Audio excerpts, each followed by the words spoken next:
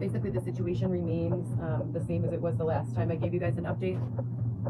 After spending nearly 2 years searching for housing, calling 311 on a regular basis and being blatantly denied assistance, going into emergency rooms for the purpose of enlisting in the help of social services and numerous other resources, the whole time seeing my regular primary care physician to update him on the situation, looking to local law enforcement for instruction on what to do with no assistance. Xavier and I made the best of the situation and set up a tent for the last half of my pregnancy to prevent preterm labor.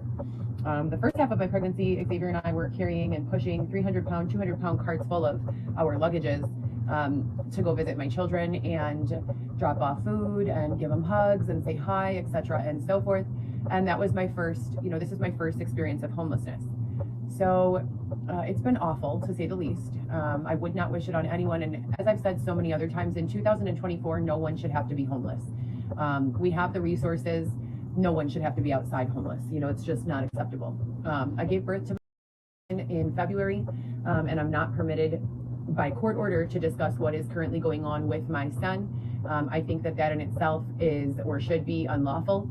I use social media for advocacy, for documentation, to find a lawyer who can help me, and not being able to discuss what's going on is incredibly difficult.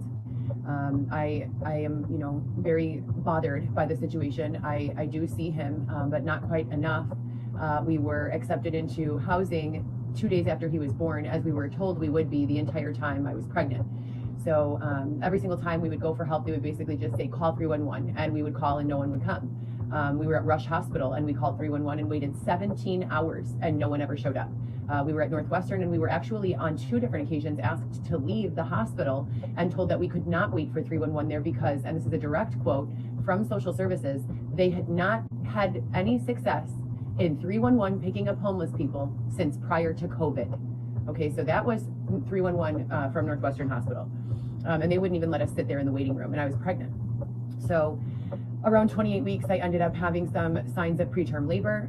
The hospital just tells you to go back home and rest and stay on bed rest. They do not offer you any sort of room or housing. They literally turn you away. I know because it happened to us on a number of occasions. I went live and shared it. I took content there. I have witnesses. I have the medical records. I have the social service records, and I have no reason to lie about that. So we ended up making a room, for us with a tent. And I put it in at Belmont Harbor Yacht Club on the line of the private side versus the public side. I called law enforcement weekly and gave them updates, letting them know where we were, and updating them on my situation entirely and asking for assistance and direction with regards to housing. Now, son was born and we got into a family housing situation. And we were told that we would be there for 2 weeks and then taken to a 6-month shelter. And from the 6-month shelter, we would get an apartment. So we are currently in month 4 of the 6-month shelter. And we received a letter. They passed out a letter that said the funding was coming from someone called Equitable Solutions, and that Equitable Solutions would no longer be funding the housing as of June 30th. So as of June 30th, they're either going to get some sort of funding from another source or move us all to different locations. Xavier and I are still together. We've been together since August of 2022, at which time he approached me and told me that his brother worked for the district attorney, that he was there to protect me and keep me safe, and that his district attorney brother was going to be helping us out with all of the rest of this situation. So we have not made much progress there, although we are in court. So I'm just hoping and praying on a regular basis. I have a regular church now that I've gone to for about 4 months. Never missed a beat. I'm enrolled in numerous classes. I'm taking every one of the services that they recommend, whether they're relevant to my situation or not, mainly because I'm being extorted to do so. If someone tells you do this or I'm going to take away your child, you're going to do it. And that I've been sharing with law enforcement and the general public that's been my relationship since 2015, when an officer by the name of David Shepard told me, you are going to call me. I had no criminal record, and I was not, being held on any charges or in any sort of custody. And he told me that I was going to communicate with him on a regular basis, or he was going to, quote, take away my children. And my children lived with me full time from their births all the way until 2020, when all of this began. So that was 14 years of being a full-time mother, and as soon as all of this drama began, I was, in a matter of 1 year, unlawfully thrown into the street. My car was defaced and destroyed. I was bludgeoned with a tire iron. I was jumped and stabbed 11 times. I already said unlawfully thrown into the street. I filed for an emergency order of protection at 555 West Harrison, and I was blatantly denied. They wouldn't even let me see a judge. I came in with my petition saying today's my court date, and I was sent to the clerk's office and told, quote, your court date's been rescheduled. A manager is going to call you. I refused to leave and asked for the manager to talk to me right then. They said they were busy. I signed in, took a photo of the sign-in sheet, had witnesses that saw me sign in, because I didn't want to be in a position later to be cornered into saying, well, why didn't you? I certainly did. There was something else going on. And when I got home from that court date that day where I was not able to see a judge, law enforcement was in my home telling me, pack your belongings and leave.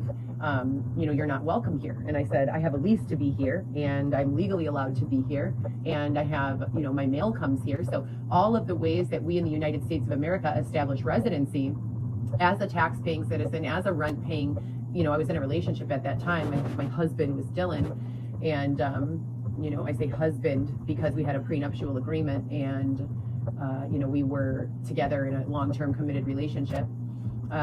We were legally entitled to be there from all aspects of the law. So I've been, in a desperate effort to receive assistance with understanding how that could have taken place. And then Xavier comes into my life after all of those victimizations, and he has been keeping me safe and protecting me ever since then. Obviously, the situation has not been perfect.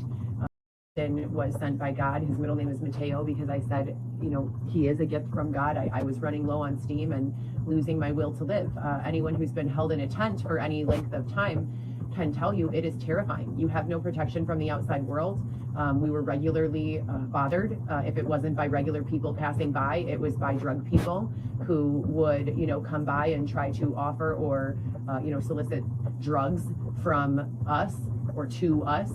And neither myself nor Xavier use drugs unless you include marijuana, which I don't use anymore, but Xavier sometimes does. It has been incredibly difficult. The situation has been very, very painful. I have an education formally in the background of medical law and ethics, medical administration, and new business development. I started my education at College of DuPage, transferred to Triton College, and then transferred to a four-year university, American Intercontinental. I've also taken a number of classes and certification courses since that time in the field of personal training, medical assisting, phlebotomy, language, cybersecurity. I said personal training, phlebotomy, medical assisting, marketing, and several others. So I've kept myself active by studying the Bible, trying to summarize each chapter of the Bible and what it's about, so that I can have a better understanding of the entire Bible overall. I have done my absolute best to, live in the most righteous path that I can. I'm not perfect. I'm obviously human, as we all are, but I'm not here to be, nor is Xavier. No one is here to be, crucified or punished or, scapegoated into taking the blame for any of the things that society is lacking. I try to always put a positive spin on how this could have happened. I've prepared myself so well. I have substantial amounts of college debt, about $30,000 of college debt, no other bills. I think maybe one ultrasound bill from when I was pregnant with Weston, but nothing other than that, no other debt. And I am incredibly articulate and intelligent, and I've been a very caring and compassionate full-time mother to my children until the time that all of this took place, at which point in time I became a telephone mom, and I'm seeing my children every few weeks, or at the very beginning of the 5 years, I was seeing them several times a week. When I had my car, I would drive over there regularly. But as my car was defaced and situation and circumstances changed and I was on foot with no money, I would call them on FaceTime video every single day, several times a day. And it's still the same type of parenting. Where are you? Who are you with? What are you doing? What's going on in school? Do you need an eye doctor appointment?